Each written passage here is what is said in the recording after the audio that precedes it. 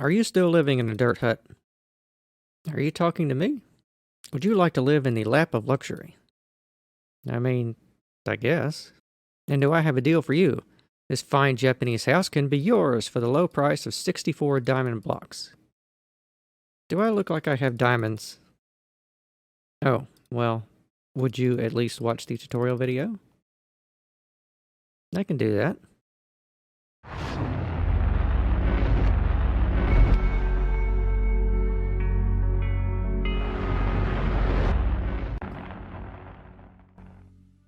Hello, my name is Trydar, and today I'm going to be showing you how to build a Japanese-style house in Minecraft. Let's get started. So first, let's take a little tour around the exterior here. As you can see, we've got a timber-framed house with a red paper lantern hanging outside the door. The characteristic Japanese/Asian-style curvy roofs. And we have a couple of rooms inside, so let's go inside and see what we've got to work with. So, upon entering the house, we can see that we have a large room here and a smaller room back here. And we also have a nice black floor with nice end rods hanging here and there. We also have some more paper lanterns on the inside here. And over here we have a door that leads to our bedroom over here. Nice cozy little space. We also have a space that will lead down to your mine here. And we also have an attic area. Let's go up here and take a look at this. We have a small little attic here for you to tuck away and store things in chests up here. We also have another larger attic space over the main room up here. A fairly good amount of space for a base, I think.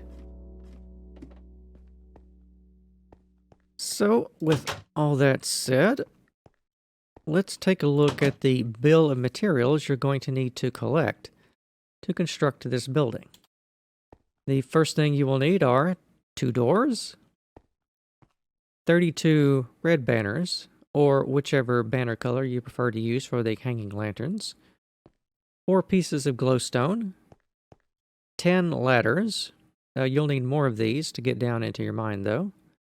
37 stone buttons, 13 end rods, 7 cobble stairs, 75 pieces of cobblestone, 311 blocks of dark prismarine, 127 blackstone slabs, 422 blocks of blackstone, 197 blocks of clay, or whichever material you want to use for the filler for the timber frames, 509 spruce trunks, 68 spruce fences, 178 spruce planks, 59 spruce stairs, and 137 spruce slabs.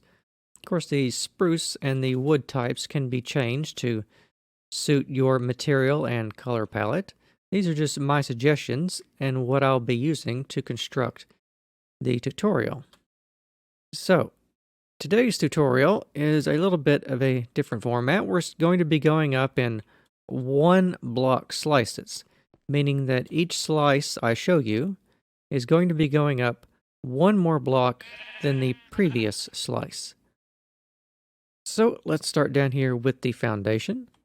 Of course, you have seen our door is going to be here, but let's measure this out. So from here down to here is going to be 15 blocks, and from here to here is going to be 11 blocks, and you want to go in 4 blocks this way, and from here to here is going to be 10 blocks, and from here to here is going to be 9 blocks.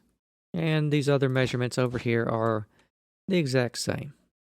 So make sure and take some time and get the measurements for your foundation correct.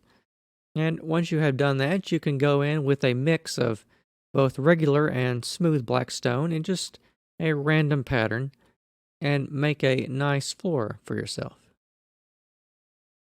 Once that is done, we can now start placing the wooden elements for our timber frames here. First, we got our door here. And we want to add a couple of spruce stairs. And for this, I'm going to go around here very slowly.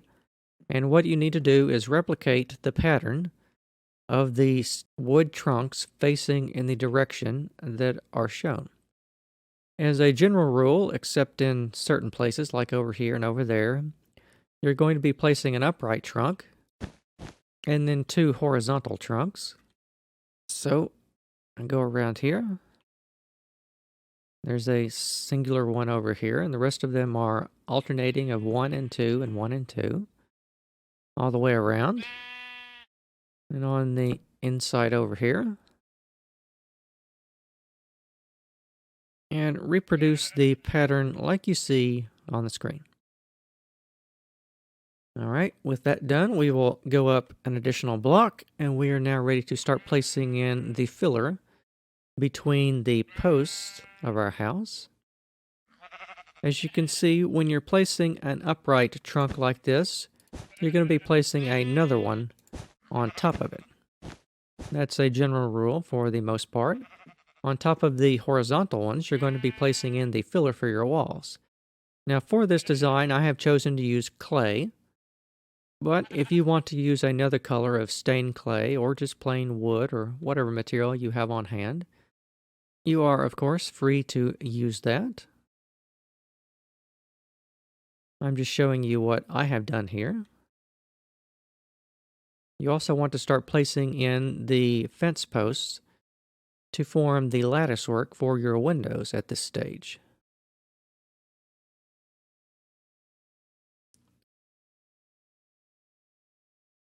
And just remember, if you need to see it longer, just pause the video and replicate the patterns that I'm showing you on the screen. All right, we're going up another block. This is a fairly easy set of phases to get started. We're adding in more filler between our posts here, doing in a little more detail work of upside down stairs over our door. And we're extending up pretty much everything around here, and we're starting to add in the base holders for our end rods on the inside here.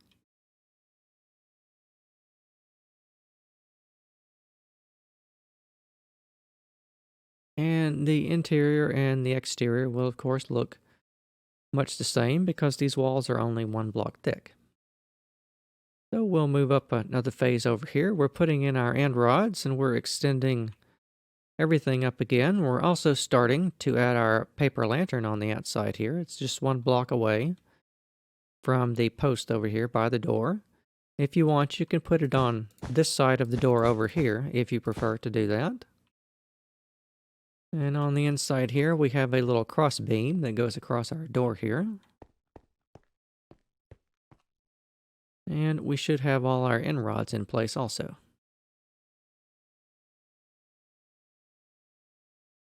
The next phase over here, for the most part, we're still extending up the walls and the windows and filling them in. A slight detail here on the exterior with the posts that we put in. We want to add in a little vertical post on top of that. And the interior here, we're putting in one of the paper lanterns on the inside of your bedroom in here. We will go up another phase. We will have the exterior paper lantern complete. And on the top of the exterior, we're now laying in some horizontal trunks to serve as beams to cap off the timber framing on the exterior here. On the sides here, we're also beginning to add in some of the details that we're going to need for the underside of the roof, which at this point are just interspaced upside down spruce stairs. And on the inside here, we're adding in the paper lanterns on the inside, as well as another horizontal cross beam here. We're going to be putting on the roof of this fairly shortly. And the interior here. So we're now getting to the point where we're going to be starting to put on the roof of our house. As you can see on this side over here, we'll start by the door. We're putting in upside down spruce stairs and some half slabs on the corners here. And on the bedroom section, which is one block lower down, we're putting in these combinations of stone buttons and half slabs, as well as some stairs and sticking out some half slabs, like is shown here. And this is to replicate the intricate roof patterns that most Asian buildings have of this type. If we go inside here, we are finishing our paper lanterns hanging down here in both rooms. And in our bedroom, we're putting in the ceiling. And we're doing that by putting in a combination of horizontal tree trunks that go in whichever directions. Just build it according to the pattern that you see. And in the tops of those, you want to put in spruce half slabs to cover them over, except in this part here, which will be heading up to our attic, which we're going to be building momentarily. So over here, we'll start by the doorway again. We're putting in the same pattern, except one block higher up that we did over here, of half slabs and stairs, buttons, and tree trunks. Build them according to the pattern that you see.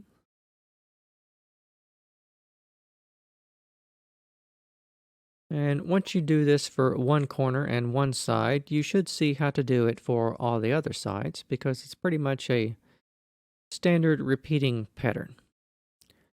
Except over here, we're getting a little bit different. We're putting in some more half slabs, except our tree trunks now are going one block up because our roof curves up at the corners here. We have to curve up the entire pattern that we do. And we're also putting in our dark prismarine as the edge outline for the roof. And we're also putting in some more black stone as our roof tiles. And for the interior over here, we're adding in the attic section over the bedroom here. It's our ladder that comes up. And we're adding in some stairs that will go up to the next section.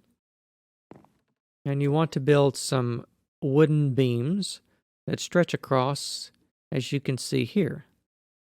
To serve as a guide, you will note that they connect in the corners to the vertical beams that we made going up.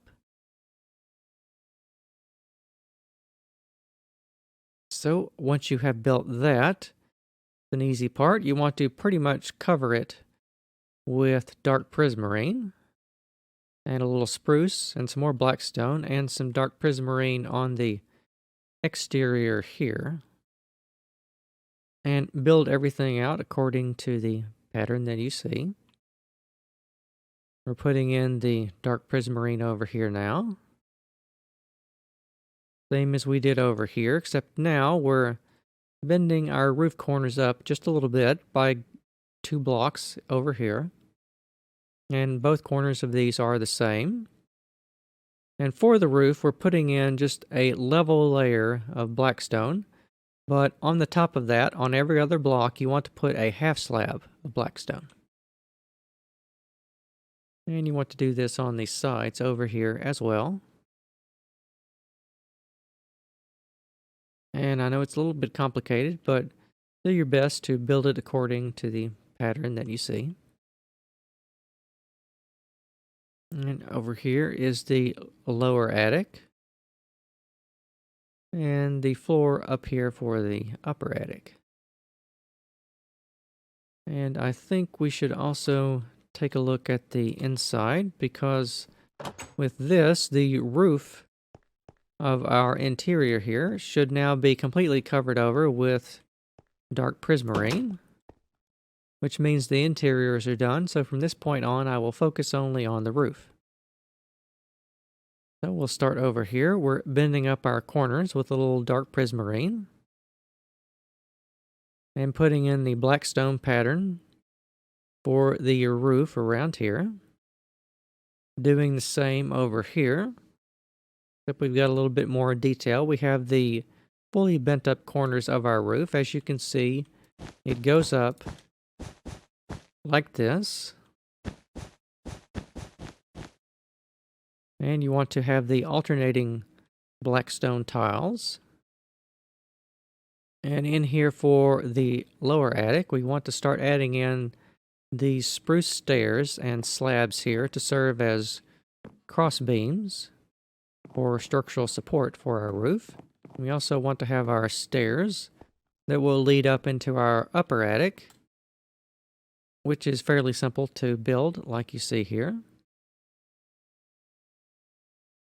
And just continue filling in the roof tiles as I've shown. So we'll go over here. We're putting in the corners of the top roof over here, filling in more black stone around here. We're putting in some fences on either side of our attic in here to serve as ventilation and also as windows, so you can see out of here. We're adding some end rods up here for lighting.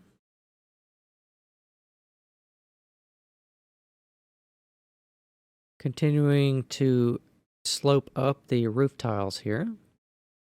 I think at this section, the roof tiles, they now continue up. They're a little bit steeper on this section here than they are in the previous sections. You just pretty much want to have a solid line of tiles here. And we're going to be putting some half slabs on those momentarily. We're almost done with the tiles for the roof over here.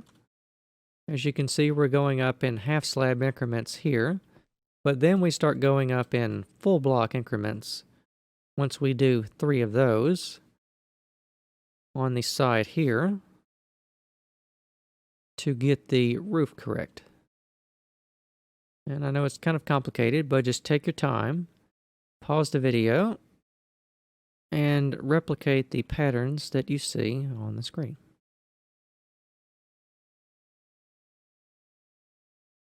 And I think at this point also our lower attic should be fully covered over with spruce and black stone.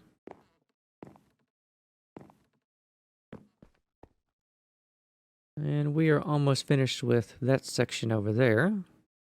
I think we actually do finish with it over here. We're just putting in a little bit more black stone half slabs here, and then a line of dark prismarine that will connect, that makes the pattern that you see done here. And we're finishing off the roof pinnacles on this side over here. On the sides, continuing our roof upwards around here. We're making sort of the same triangular section over here that we did over here, except it's a little bit bigger. And we're putting in again our stairs and half slabs to serve as beams or structural support for the roof in here.